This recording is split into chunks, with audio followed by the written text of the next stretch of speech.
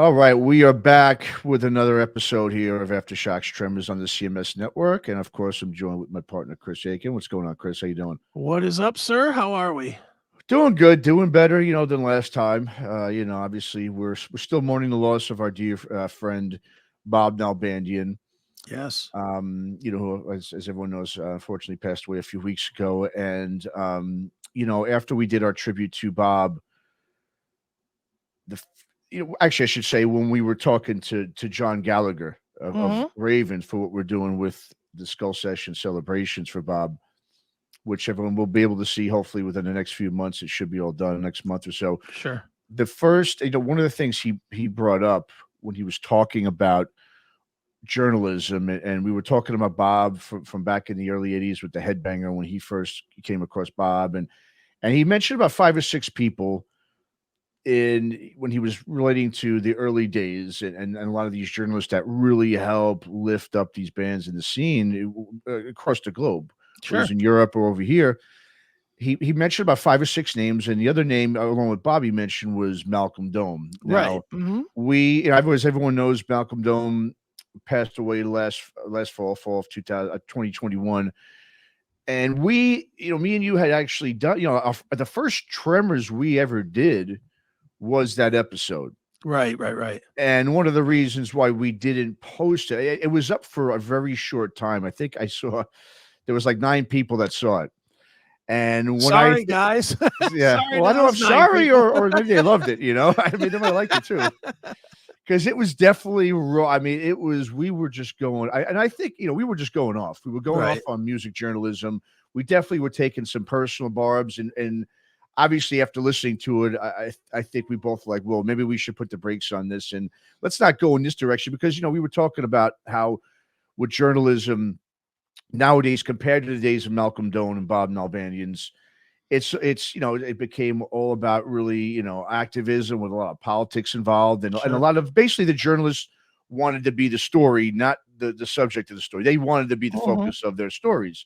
Right. And so one of the things I think we were just so amped up on just what journalism had become over the years. And so losing a guy like Malcolm Dome was such a loss. And I think it just really set us off into a tirade, of just going off on some of these journalists. And so we decided to shelf that one. It was like sort of a test run too. We realized we didn't want to make it like that. We didn't want to start attacking people because in the same, we'd be basically hypocrites because we're talking about how negative journalism has become, how divisive it is. And then here we are being negative and divisive in our way. So, So what I did was I went ahead and edited out a lot of that stuff but at the same time, there was a lot of good stuff I think we talked about that I think was important. And I will say, after viewing it, and this was, like I said, a little over a year ago, I have seen a little bit of a change, a little bit more positivity with journalism. I mean, I don't see as much, a little bit less of the activism as we saw a year or so ago. Sure. So anyways, so we went ahead, we edited it out, and we're gonna put that up now.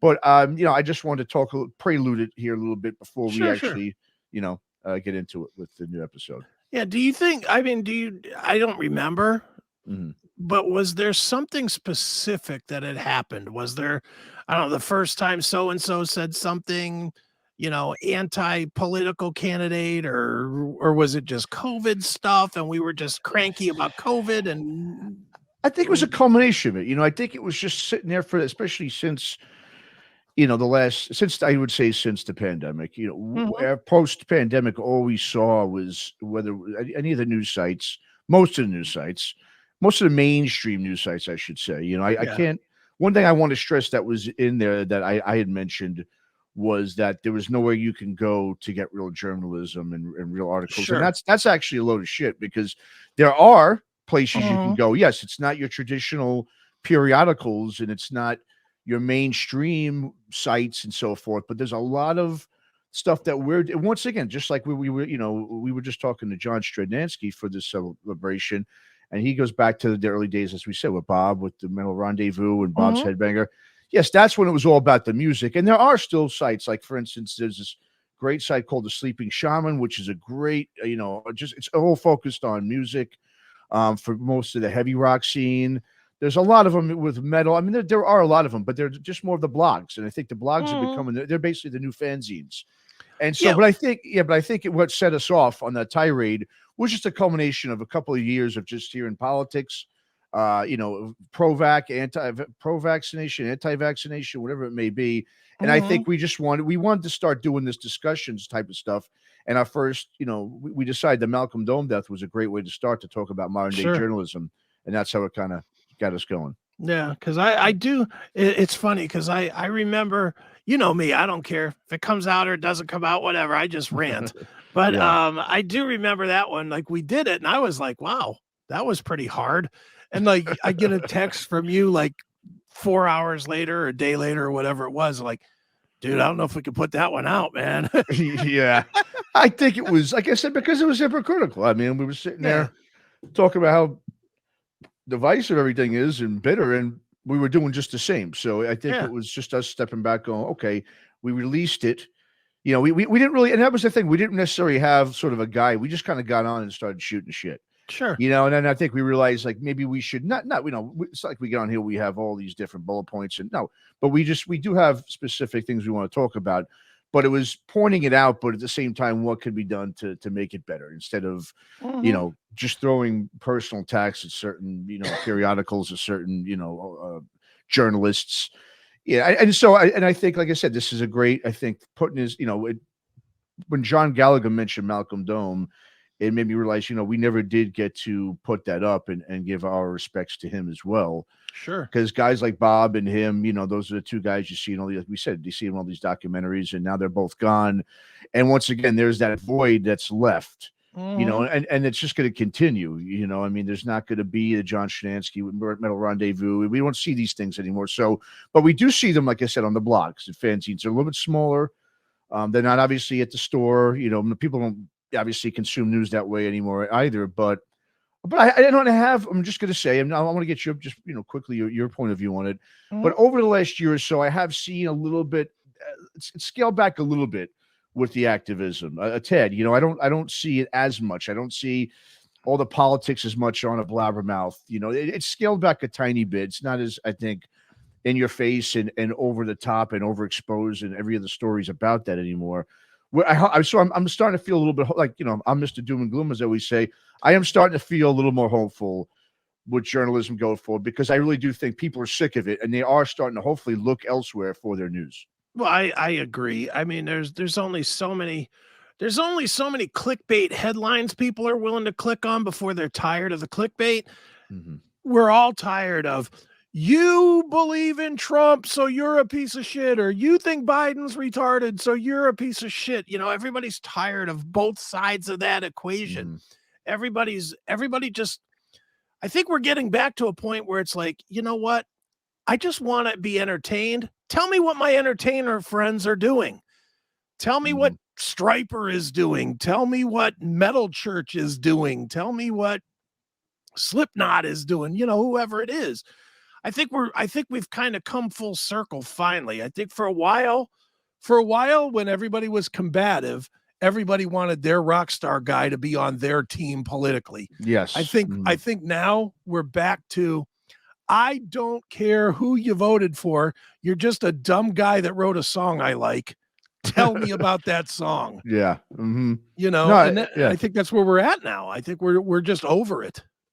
I think that's a good point. I think the other thing what's important is live music is now back. True. When we first started doing that, and that was one of the things that we mentioned in there, was we were just people, like I said, just hold up for 2 or 3 years without live music, and these records were coming out, but no one was really, I mean, you couldn't tour for the record, you really couldn't promote it the way musicians wanted to, and I'm sure they felt fed up, and of course they're going to look to the political arena. Okay, who's in charge here, and why aren't we playing shows? And Mhm. everyone's just going to start pointing a finger, whether it's a politician Sure. or whether it's at each other. Then and so it's natural, I think, to kind of do that. And I think that was what we were kind of doing ourselves a little bit in that. But Sure. but I think a lot of it was just this pent up frustration of let's just, I mean, there's only so many live streams you can watch. Right. Well, and the other thing real quick about the artists too is these guys are trained to get attention. That's what they do. That's true. You Good know, point. and the only way to get attention for two solid years was to talk politics. That was the only way to get attention. You couldn't go out and play a show. You couldn't go out and do something crazy at a show. You know, your only presence was if you said, take to the streets and fight the man. You know, it was, you know, that was what everybody was doing. And that's just, I mean, I hate to say it, but it sucked because it really reminded a lot of us that these are just dopes. You know, they're not brilliant, even though they're famous. They're not brilliant. And I think the bigger, probably harder lesson that was learned and may not heal for a lot of these guys that took it too far, I think they lost a lot of their fan base for good because they made judgments and they made forget that they made judgments. They made their fans make judgments about them. That's guys like, I'll throw one name out there specifically, Sebastian Bach, who basically said, if you don't agree with me, then don't listen to me. And I know there's plenty of people that said, okay, Baz, no problem. Yeah. You know, and it's funny you bring up Sebastian Bach because that is one of the guys that, you know, we had some discussions about that we had to I had to edit out. It was a great, I mean, that was just because, he was, like I said, at the forefront of that. And you just put up a great point. And I never really thought about that. You're right. It was, they were almost making you take a side as a fan. You know, when it's just like, look, all we want to do is, I mean, a lot of us we're still going on and listening to their music and buying their stuff, and like it was like there was nothing really going on in the world like we would normally do. But you're right, they were frustrated and then bled. It was just sort of like a trickle effect, and you said it trickled down to everybody, where they felt like you had to take a side, and look, I just think, like I said, it's one of those things. Hopefully, we all learned a good lesson, musicians, fans, everyone, to just, if there's something like that, which hope to God never happens again. But if there's ever a certain situation like that where, you know, you're going to sort of be forced to choose a side or so forth, just don't fall for it. Don't jump into that. Just take a step back, let everyone else go at each other, and just continue to do what you're doing. You know, I don't want to get all philosophical here, but I mean, it was just, I think, a good lesson for everybody. But like I said, the good thing is I do see it getting better. When I was watching that back, I said, you know what, I don't really feel this way as much anymore. I don't see it as much. And that's a great thing. And like I said, a lot of it has to do with things opening up again, live music wise. You know, obviously the one thing that I want to talk about next time we have a Tremors, you know, what we see is a lot of, you know, we had all this stuff that was going on with the pressing plants, with the vinyl record pressing plants. Yeah. You almost kind of wonder too, did that kill the vinyl, you know, revival business? And it's something we'll get into talking about in the future. But once again, I do see a lot of positive things, and I don't really feel the way that we did at that point. But once again, we do still see journalism, I think, is still, you know, got some ways to go. To get back to a Malcolm Dome, you know, place, or a Bob Nalbandian place. But we're seeing good blogs, we're seeing good zines, we're seeing great podcasts focusing on music. And so there are good positive signs. So I'm very hopeful. Once again, I'm hopeful, you know, 2023, I think it's going to be a good year, you know, for rock and metal and for everything involved. So anything you want to add before we show everyone this I guess, old episode that we did? Yeah, you pretty much nailed it, man. I mean, I would hope that any artists that are watching this, I mean, it's one thing for us to talk to the fan people. I would just hope for the artists that the artists reevaluate, should there be any kind of turmoil again, what they're doing to their product too. Because I can't stress enough how much I think that a lot of these guys devalued their art in the name of their Twitter account. You know, I mean, honestly, I can tell you bands that I used to love that now I have a tough time listening to. Sebastian is one of them. LA Guns, another one, because of Tracy Guns. You know, and again, I don't even care what their politics are. You know, Ted Nugent, another one, to keep it on both sides so people don't think that I'm like left guy or right guy or whatever. I think these guys all diminished what they do by trying to take a side. And you know what? In the end, as a fan talking to an artist, none of us really give a shit what you think. all we care about is that you wrote Wang Dang Sweet Poontang or Kiss My Love Goodbye or I Remember You. That's what we want to know you for. That's what we want to remember you for.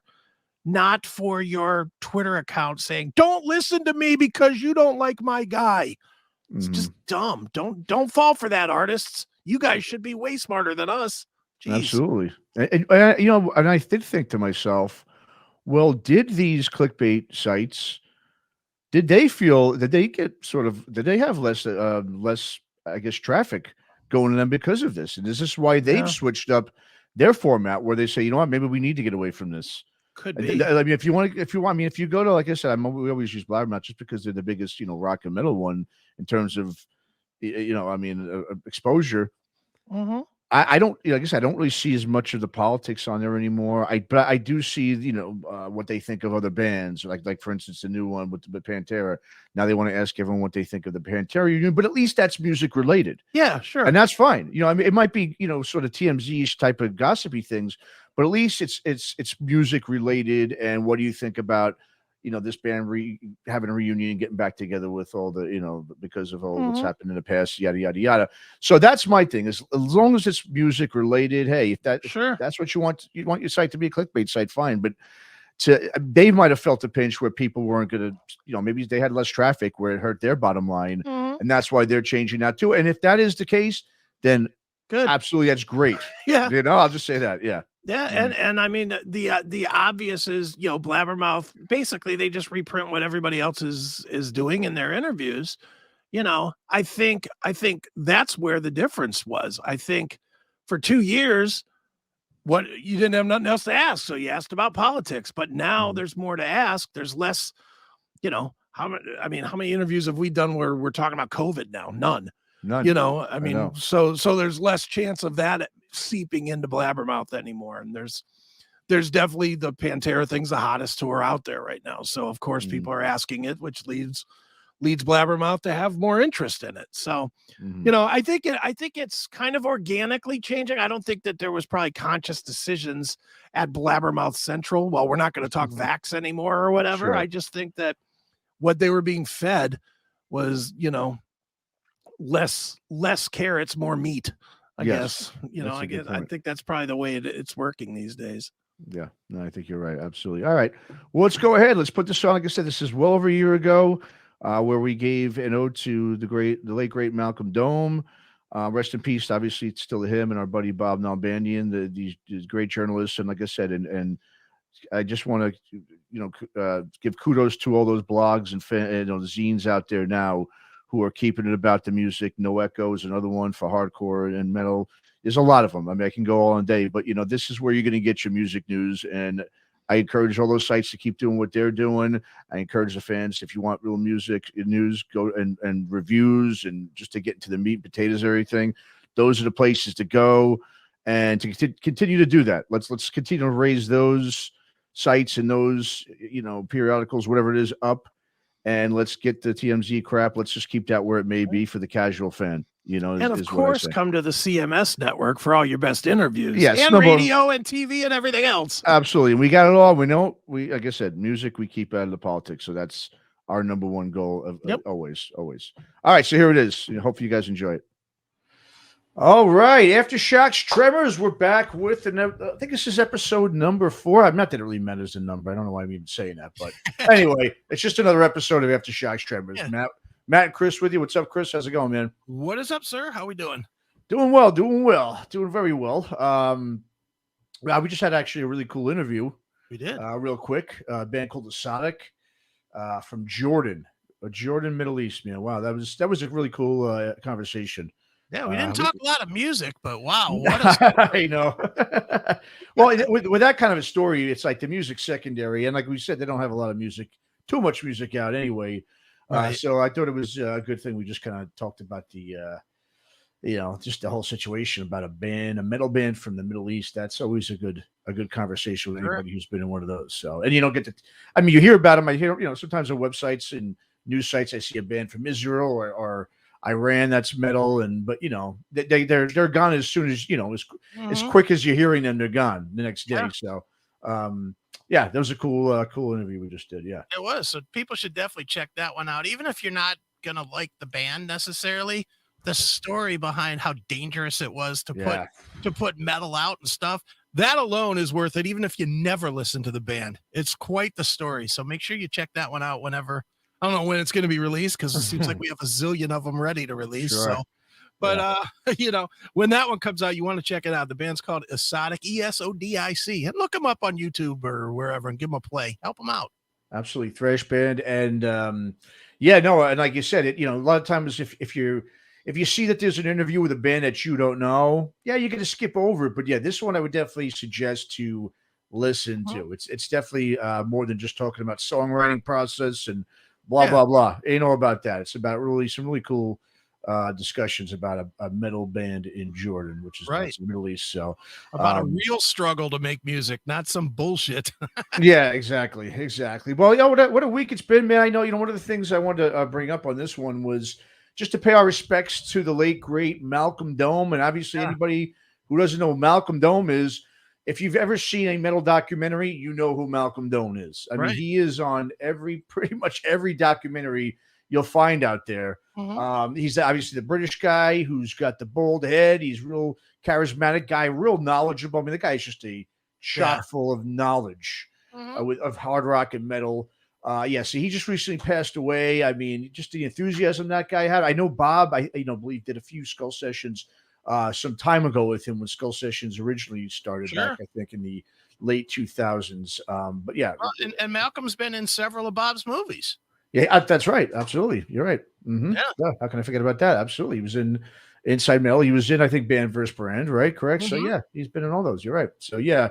And one of the things about Malcolm is that you could tell there's when you think about journalists, okay, Mhm. respected journalists, okay, all you've got to do to know if this guy was respected or not is just go out there and look at how many of these big name musicians coming from all the Black Sabbath guys Zap. to I mean everybody that's been in the hard rock and metal world prominent, meaning big name bands, Mhm. not just Ozzy. Yeah, yeah. Ozzy, all the huge names Mhm. paid their respect to this guy. And Yep. believe me, I've done a million interviews. I don't expect any of these guys to be saying, "Oh, Chris Aiken, he was such a great guy." I don't even expect them to notice my blip on the map, but Malcolm seemed like he influenced everybody with his Yeah. journalism. He really did, and supposedly I didn't know this. I just found this out when I was kind of reading through some of his, his history and some of his background. He supposedly, allegedly, he coined the term thrash metal in Mhm. an article he did for Anthrax's Fistful of Metal back in the '80s. So there you go. Thrash metal was created. The name thrash. I didn't realize that Yeah. was coined by Malcolm Dome. Did you Yeah. know that? I did know that actually. Okay. I had heard that before. Yeah, I mean this guy was a different breed Mhm. of metal journalist. He was the breed that has gone away now, Oh where yeah. where so many journalists today, and I use the term journalist very fucking loosely, Yes. but Very. but the journalists of today all seem to want to make the story themselves. Oh yeah. They don't want it to be, here's a band, here's their music, go. It Mhm. always is, well, we asked the question that got us on Blabbermouth, or we did this that got us on Brave Words. They want to Mhm. be the story.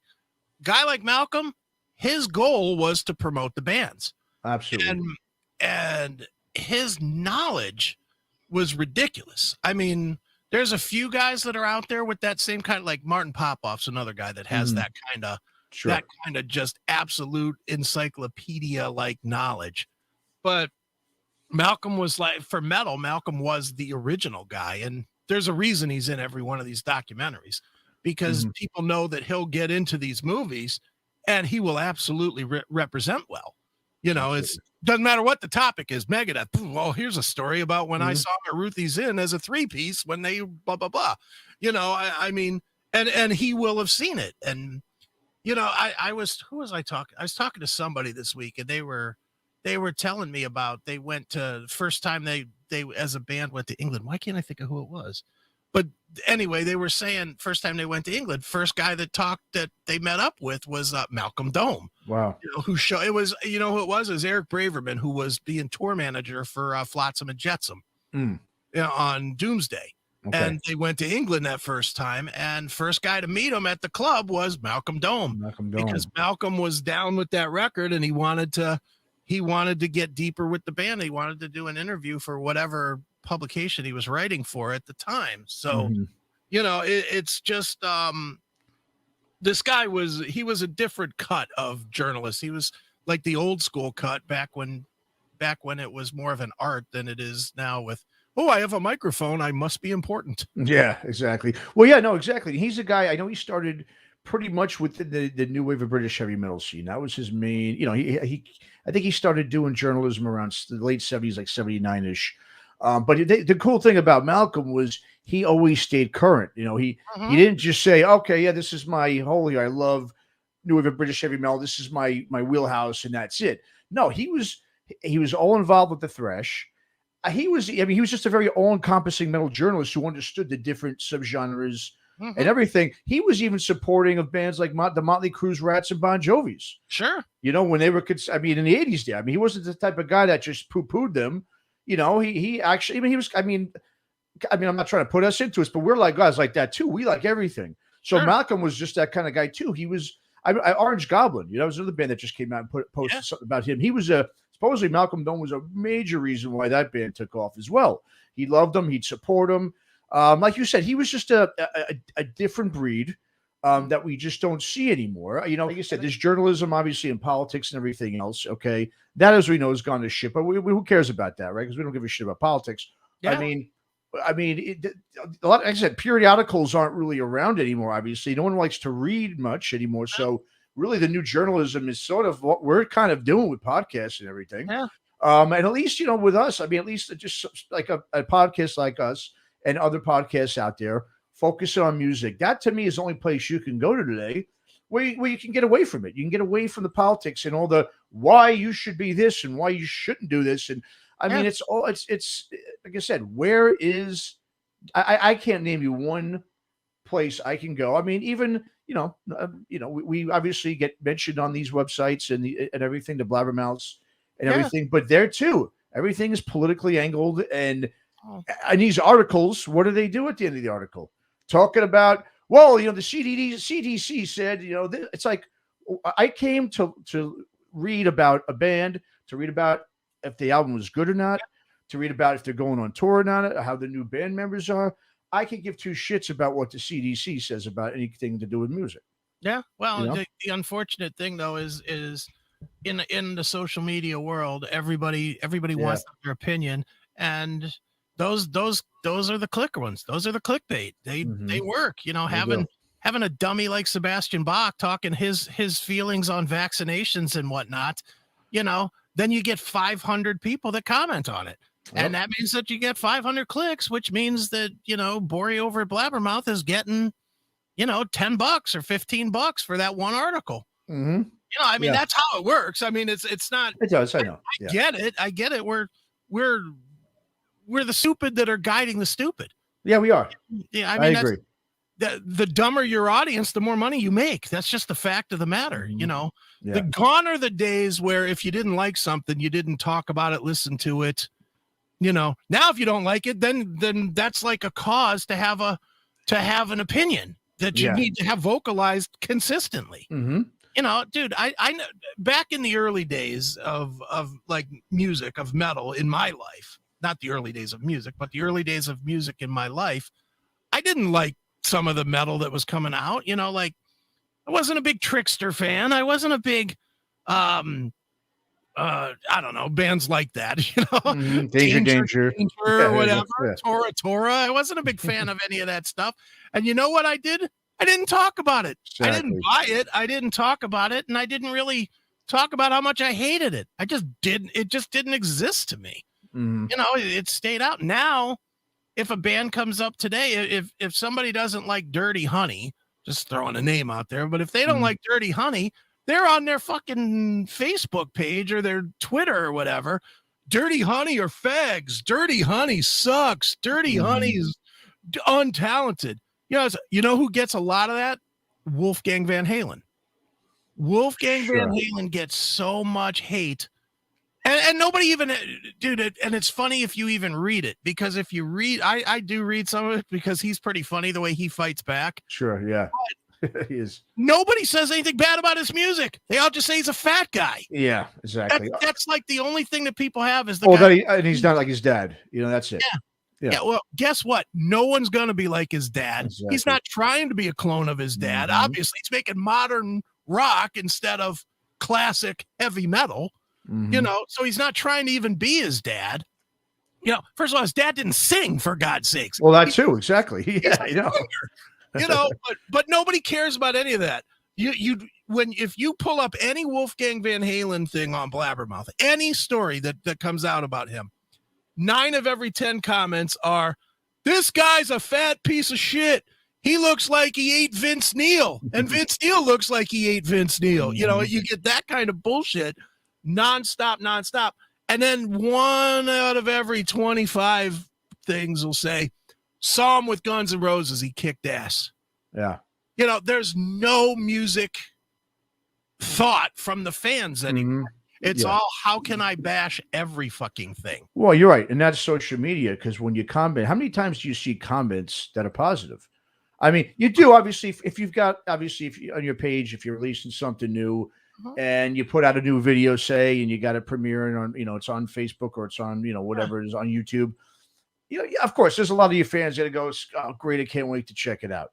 But for some reason, it seems to me that at least when I've seen these comments, you're gonna have more bad than good. It's just always.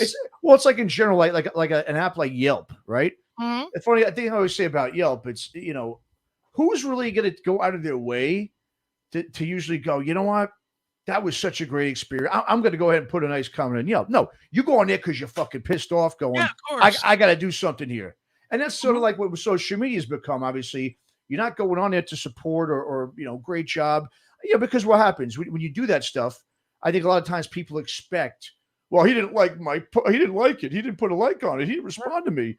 Well, screw him now, and it's also, it's sort of like this double-edged sword where, you try to put something out there for people, so hopefully they like it and they can comment, and whether they like it, good or bad, give their feedback. Yet in the end, if you don't now respond, not a lot of that's also the artist's fault. But if you don't respond to them in a way, they almost feel like, and if you, God forbid, you respond to, say, 2 other people when you first posted it, but you don't tell anyone after that, then everyone gets mad because you're not giving them attention. Yeah. And that's one of the things too, with musicians. This whole thing when social media came out, one of the things I used to always hear is, "Well, this is great. It gives me now this platform where I can really stay in touch with my fans." Because before I could just do interviews on magazines and, and all articles and just stuff like that. But I really had no way of connecting with my fans. Well, now that you're connecting with your fans, do you really want to connect with your fans? Because exactly. I don't think you do. Like half of them, because you don't like half of them. Exactly. Dude, it is insanity the way social media to me just keeps growing and getting uglier and uglier. It's like, have you seen on Facebook? I think it's on Facebook. This new trend. I see these posts all the time, so it might just be my feed, something that's in my feed that I just keep seeing over and over. But the post is, mention somebody famous that does something and see if they respond. Yeah, I've been seeing that all over the place. It's like, oh God, mention a drummer that's famous and see if he responds.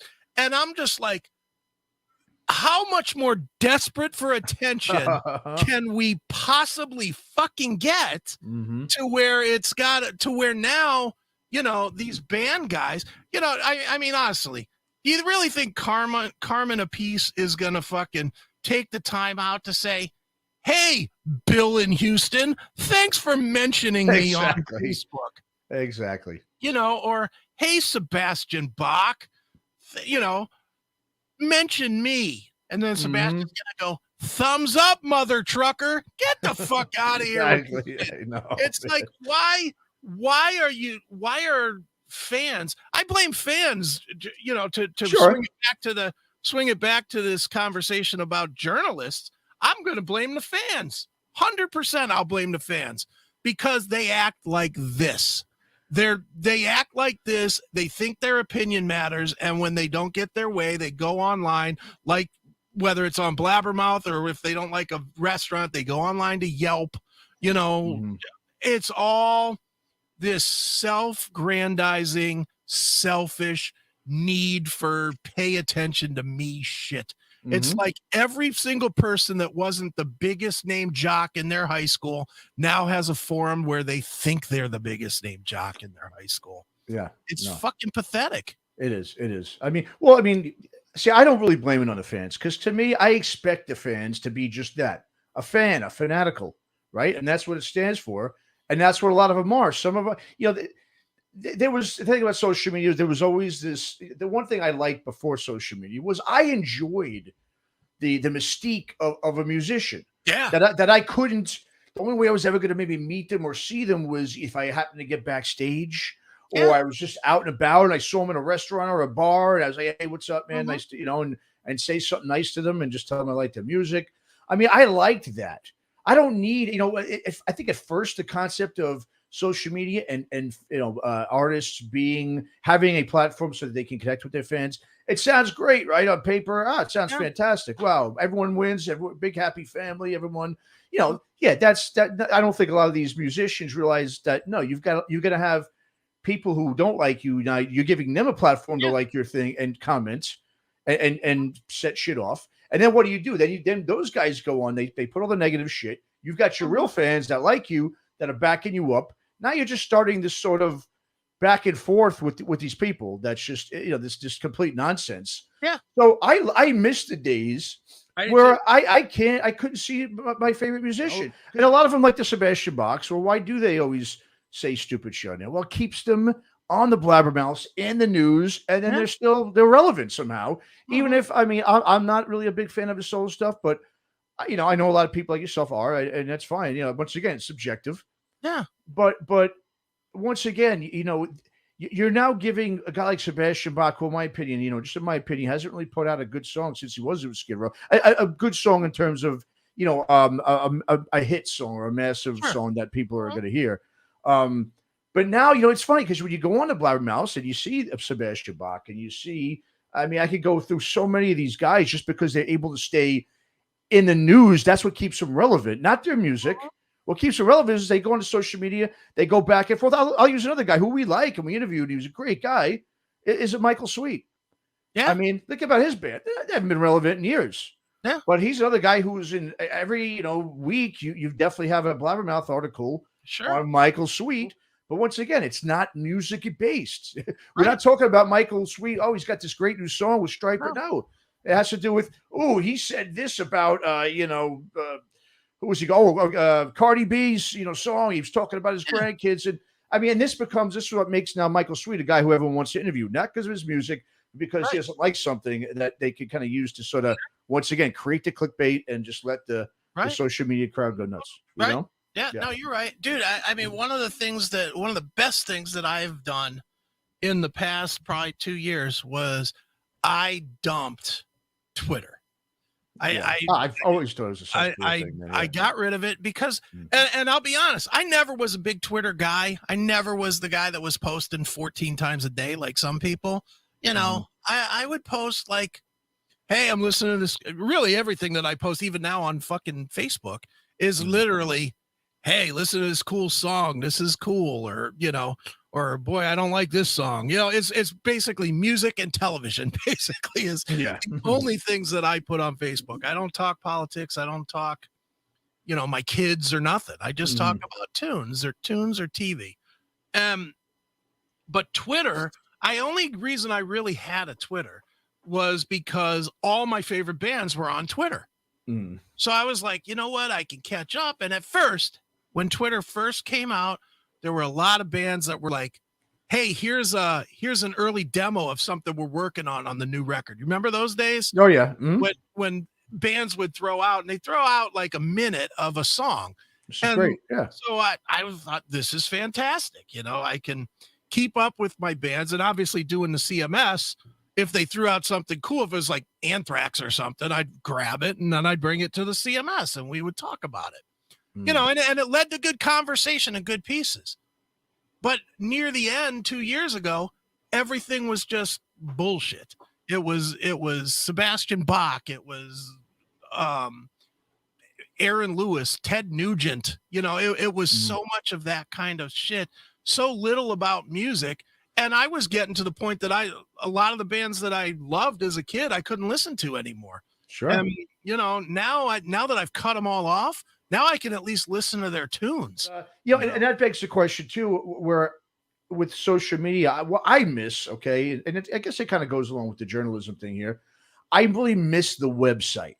You know, I loved when everyone had a website. You know, not you go on social media, you just go down your feed, and that's where you find everything out. I mean, that's cool to do if you've got 10 minutes, you just want to get some quick, you know, updates on what's going on and stuff. I mean, I missed the website. I missed, you know, when shit, even in Blabbermouth. God, when Blabbermouth started out, it was awesome. I mean, they had everything about. I used to even get my bands on there, and my press releases always on Blabbermouth when I did my label. They were such a great the PRP. I remember those ones in the late '90s. There, they were great.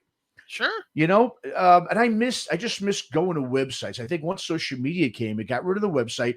Bands now, it's funny, you type in their name, www.saylaguns.com, where does it take you to? Their Facebook page. Yeah. It's not a fucking website. At least a website, you could show videos. You know, you could just get lost in the band on a website. Yeah. And I think there's a lot of guys that still like the website, but yes, I understand everything's got to be, you know, it's like I said, everyone wants to just do it quickly on Twitter, Facebook, and Instagram.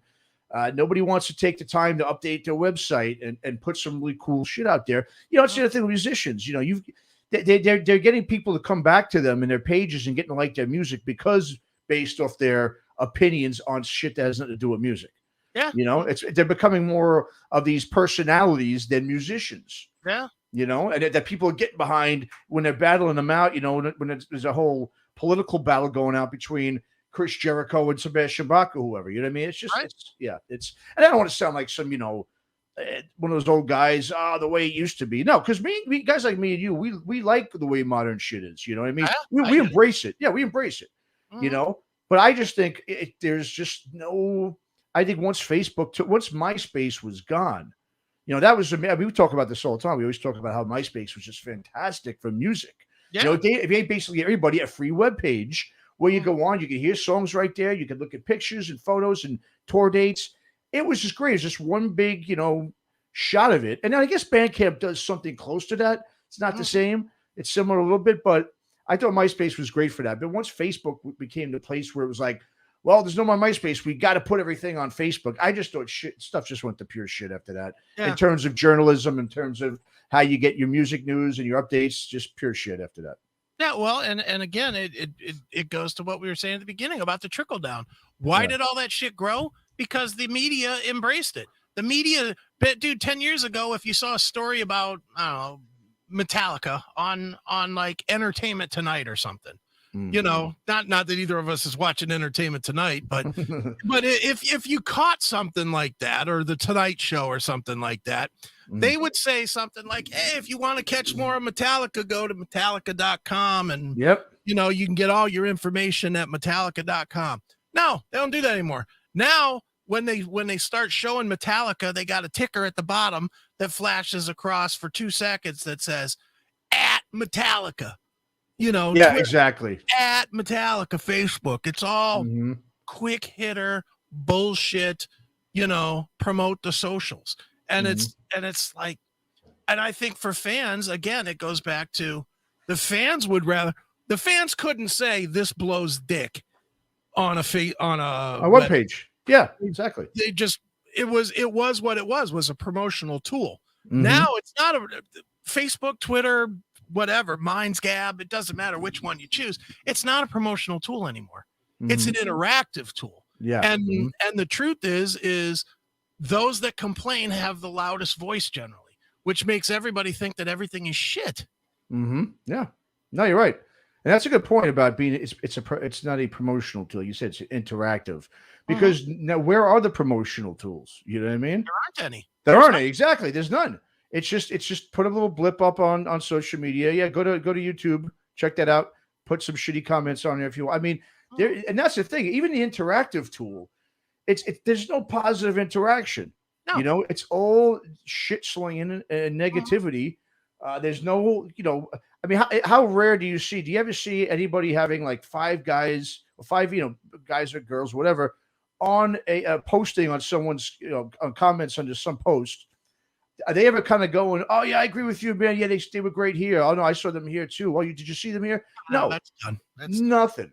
You know what I mean? There's chat. I know chat rooms used to have that stuff. I mean, that's old The school only stuff. the only Chat rooms, place but that does have that is the band specific fan groups, and okay, those are to such a ridiculous level that it makes you sick to read them. It's that obviously with what we do with the interviews, I'm attached to like 10,000 groups, uh-huh. and and a lot of times, I'll throw if like when we interviewed KK Downing as an Hmm. example. One of the groups that I'm in is the Judas Priest fan group, and I Okay, am going to throw them under the bus, but I'm not specifically targeting them. They're one of every group that's like this. When you go into this thing, it's Judas Priest has never done anything wrong ever. yeah, This album's better hmm, than that one. It's a nut lapping fest of Judas Priest, and then everything is like, well, now KK's not in Judas Priest. KK Downing sucks, man. He's a God, fucking terrible player. He was never yeah, good in the band. It's yeah, nonstop. It's so again, it's unnecessary. hmm, It's just worthless. It's everybody with their goddamn opinions. You know when it was best that we had opinions? When we were at the bar. yes, When we were at the bar exactly, arguing about Judas Priest. Was hmm, Nostradamus better than Turbo? yeah, Was British Steel better than Point of Entry? yeah, Where does Painkiller? Is it their best record? Is it not? Is Screaming for Vengeance better? You know, hmm, that was fun shit. Got to the bar, you have a couple drinks, you're yelling and screaming at the bar with your buddy. You walk out feeling pretty good. And then if you got the Judas Priest CD in your car to hmm, go home after you've had this argument, man, that's the end of a perfect night, right? yeah, no, absolutely, and that's a good point too because on think about it, if you're at a bar and yeah, you start having a conversation about a band or a record or whatever it may be, you're not going to sit there if someone disagrees with you, and you're not going to go, well, fuck you, man. Yeah, Dude, dude, the one thing before social media that bands and management and everybody understood was the worst thing that you could be as an artist was overexposed. yeah, That there you was go. the Hmm. worst thing you could be. Now, there's never a moment that we don't know what these guys are doing. Yeah, And I know everybody likes to point to everything else, to Napster, to downloading, to the change in the industry, blah blah blah blah blah. There are still artists out there that sell a lot of records. Adele. You know why mhm. Adele sells a lot of records? You don't see Because her. you really don't see her very much. Exactly. She comes out, she does her thing, she disappears. The mystique. Yeah. Madonna. Madonna can still sell a shitload of stuff. Now she's obnoxious as hell on social media, Hmm. but she only pops her head up when she's got something to promote. Hmm. And then she disappears for a while. Yeah. I'm not saying she doesn't post now and again, but you can tell that it's her people posting and not her Yeah. Yeah. Totally. versus but Adele is probably my favorite example of that. Hmm. She came up from I don't know where in the social media age. Hmm. She's not one of these people that is crazy about like crazy poster on social media. Hmm. And she sells millions of records still in a time when no one sells millions of records. Well, like you said, and she's not overexposed, and especially when it comes to live music, Yeah, right? When someone's not overexposed, you just can't wait to see them live right. because you never see them, you never hear from them. Mm-hmm. But if you see them every day on social media with their fucking face right there, giving a selfie next to Yeah, some musician, every time they go, I mean, it's like, yeah, we get it. You're a musician. right. We know you Exactly. know all these people. Mm-hmm. So it's like, why do you got to all of a sudden shove it in people's faces? We Yeah. know, like you said. I don't know. I guess that we can go on about this all day, but it just once again goes back to the fact that getting back to the original question about music journalism. Yeah. I miss the days of the Malcolm Domes Me and too. the great magazines that would come out once a week where you waited all week to get that magazine or month or whatever how often it came out to get that news and to hear that, read that interview. I mean, now it's just like you said, everything is overexposed. Where it's just like you said, there's no mystique anymore. You almost feel like these people now. Yeah. Because you see them and hear about so much stuff that they're being and they're doing. That's like, well, okay, now I kind of know about them. All right, well, I've seen them. I know who they are now. I mean, you lose that mystique, that feeling of like, there's this special person that I don't have any access to, and that people shouldn't really have access to, and that's the thing. Right. Exactly. Dude, I feel very fortunate that some of the absolute originators of the great content of metal have become friends. Guys like Now Bandy and guys like Stranansky, Bill Hale, these guys, I know Lon Friend, from RIP. Okay, sure, yeah. And Paul Gargano. And, I know quite a few of these guys. And man, that is such a privilege because that was such a cool era of time. Not necessarily just the music. People look at it and they'll say, well, the greatest music was the 80s because that's when Metallica released Master of Puppets and that's when Megadeth released, Peace Cells and they look at that and they say that, but it was the whole package. It was MTV. It was the music magazines. It was the cheap concert tickets. It was the fact that you could go see everyone. Dude, you could go see 10 shows of major bands in the 80s for the price of one Metallica show now. Yeah, I know. And I did it. I saw Kiss for $12. Kiss in Black and Blue in 85. I saw Metallica, I can't tell you how many times, for like $10. Iron Maiden, I saw an Iron Maiden Testament show for 2-for-1 tickets because they couldn't sell them for $10. Wow. $10 2-for-1s to see Iron Maiden and Testament. I mean, dude, I got to see so many of these great shows and I was part of that whole culture. I was reading these magazines. I was sucked into the culture. I was reading every word in the records. Everything was a culture. It's not a culture anymore. Not a culture. That's a good point. Yep. It's just a random bunch of bands, bunch of dudes. I don't even want to say bands because half the time when you read about these bands, they're not bands. To me, a band is like a rubber band. It's all together, and no matter, you can stretch it a little bit, but it snaps back together. These guys aren't bands anymore. It's this guy lives in LA. This guy lives in Florida. Yeah. This guy lives in England, and they throw emails back and forth of wave files, and and they put their stamp on it. That's it. That's not a band. I agree. That's a project. It's all projects now, and the result is what you have. You have music that doesn't sell as well, music that's not as good. I mean, what album from a classic band, even a new band, from the last 20 years would you say is a true classic in the same way that you would put Rust in Peace, Master of Puppets, Vulgar Display of Power, pick whatever band, Anthrax. No, I mean, obviously off the top of my head, and I really can't. I really can't. I mean, I'm sure there is, obviously there's albums that I love that maybe, were personal to me during a specific time because of a specific reason. But you're right. In terms of just a classic record from start to finish. From the 2000s to now, that's 21 years. It's been a long time. And I mean, did Korn's debut, was that in the 2000s or the 90s? 90s, exactly. Disturbed, was that the 2000s or the 90s? And I wouldn't even say that's even a classic. No, I wouldn't say it's a classic. No, yeah. Exactly. I mean, no. Linkin Park's debut, was that in the 2000s? I think that was in the 2000s. Yes. I think younger people might say that. Yeah, that's considered a classic. Yep. People absolutely. I mean, there's nothing.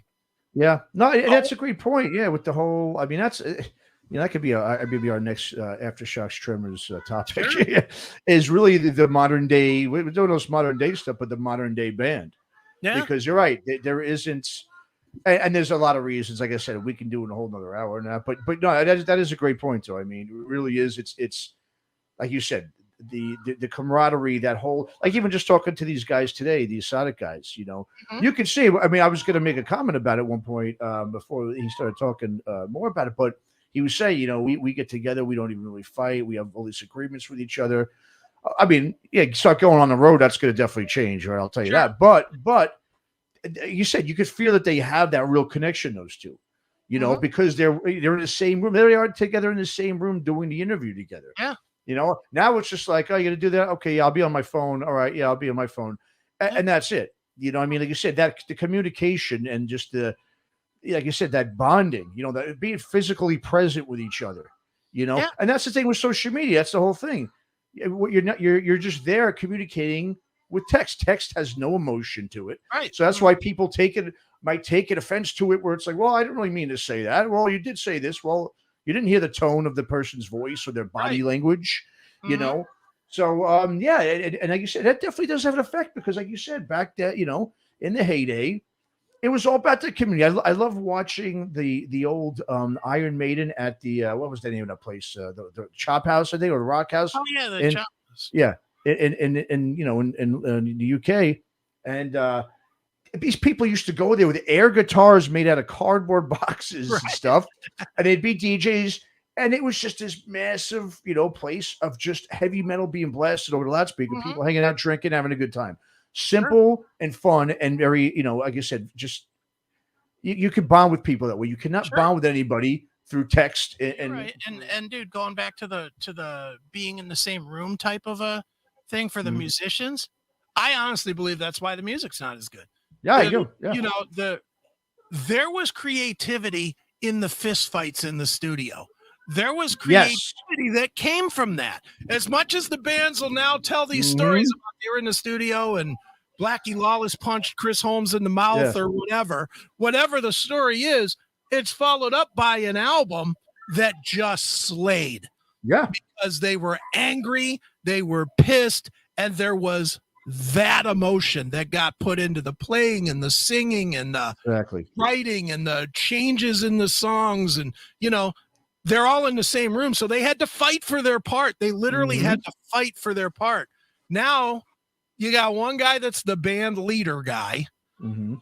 He collects all the MP3s. Yep. That's it. He sends it to the other guy that's the mix guy. Mhm. He Yeah. mixes it all. And then the Mhm. leader guy goes, you know what? Change this, auto tune this. Maybe if you could pick up a guitar, throw in these notes instead, and Mhm. it's all fucking jumble fuck together. And that's it. Yep. It's not, I'm not a huge giant fan of Guns N' Roses past Appetite for Destruction. Same here. Mhm. But Appetite for Destruction, which was clearly these guys recorded in a Oh, room, yeah. there's an electricity off of that you hear every time. I've listened to that record 10 million times. I'm still not bored with it. Yeah, I know. It was that electricity that they had. But it's not the songs. The songs are kind of average if you really listen to Mhm. I know what you mean. Out to Get Me, Night Train. These are not breaking a barrier or a wall. It's that energy that they had. 5 drunken, stoned lunatics fighting to make their music. Sure. That Yeah. shit is gone now. It's gone. No, you're right. And using Guns N' Roses song, like think about Paradise City, the ending to that song. Okay, you couldn't put together something like that over the internet. You can't do it. No, You can't be. no way. You have to jam a bunch of times, figure out how that part is, and then do it in the studio. You cannot sit there and go, well, here's my part, my bass part. Okay, here's my drum part. No, when you come up with certain parts of a song like that, I love that ending and just the buildup of it. Sure. That is, like you said, that is put together in the studio. You cannot. No. Well, and just look at now. Now those same guys gave us Hard School and Absurd. Yeah, I know. So what is that? What changed? Same guys. Yeah. Same guys, but they recorded differently. Slash I recorded at some studio in LA and Duff in Seattle. And Axl probably had some leftovers from the 50 years he took to record the record in the first place, the Chinese Democracy. Yeah. These guys, they didn't get in a room and jam up some new tunes. They did their parts. These are the same guys that gave us Paradise City, gave us Welcome to the Jungle, gave us Night Train, gave us Out to Get Me. You know, what changed is the way they do it. There's no energy anymore. Yeah. Yeah. No, you're right. The energy level, that is a major factor. Absolutely. Yep. An hour in here. I think we've kind of done a justice here about, or how we feel about all this journalism and modern day stuff, as we're always talking about. Well, let's just circle it back real quick to say rest in peace to Malcolm Dome. Absolutely. Yep. Was definitely an icon, and he's never going to get the credit he probably deserved, but he was any one of us that is aware of what he did certainly understands his accomplishments were huge for metal. So, yep. One of a kind. Just quickly too, just to think, his first book he wrote, Encyclopedia Metallica, 1981. Now that's the next debate.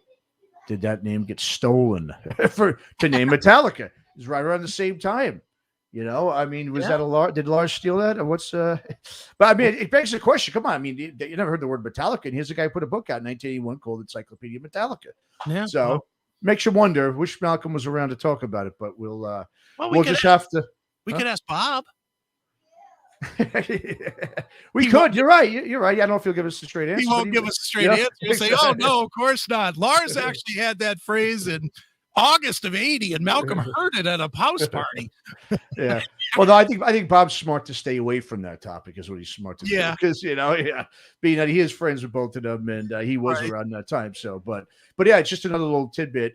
Not only the guy coined the thrash metal term, but he also might have actually came up with the name Metallica. So, like I said, one of a kind. Rest in peace, Malcolm Dome. And hopefully there'll be another Malcolm Dome, which I don't think there will be, but hopefully we can get back to something in that, some sort of semblance of that sort of journalism that we grew up with, loved, and it was a big factor in why we got into this music to begin with. Sure. Because of all the buildup of the bands and pumping them up. And it was all positive. It was about their music and nothing to do with what they believed in, if they were vegan or if they were what political party they sided with. Just straight up music. That's it. So hopefully we get back to that. Doubt it, but hey, we'll try to do that here. Anyway, we'll do our part. All right, man. Awesome. See everyone next time. Peace.